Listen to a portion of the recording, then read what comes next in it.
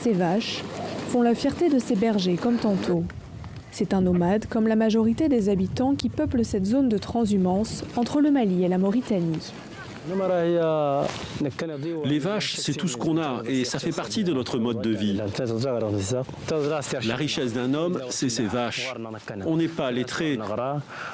Sans les animaux, on ne peut rien faire. S'ils disparaissent, on disparaît aussi.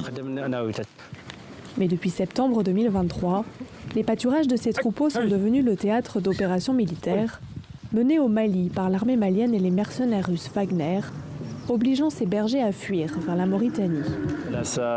Les Wagner sont arrivés trop vite. Tout le village a fui.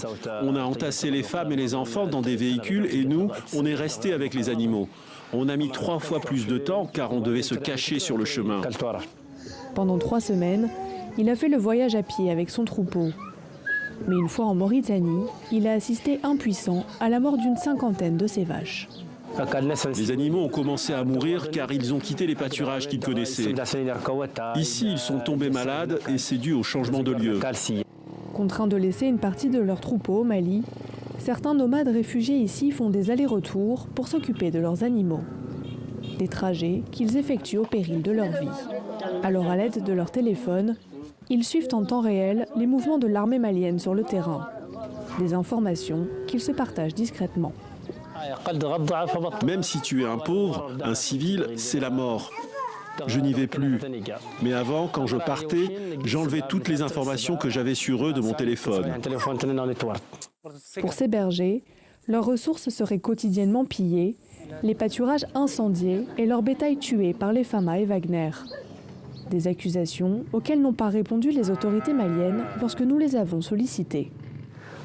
Lorsque je suis parti chercher le bétail, les FAMA et Wagner étaient là. Ils ont tué une 40aine de mes vaches. J'ai essayé de ramener la nuit celles qui restaient, mais elles ont encore fui.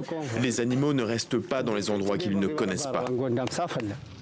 Endetté depuis, il vend de temps en temps une de ses chèvres contre des céréales pour nourrir son troupeau. C'est mon dernier sac d'aliments pour le bétail, avant que j'en achète un nouveau, à crédit. Les médicaments, n'en parlons même pas. Ici, pas de soins vétérinaires non plus.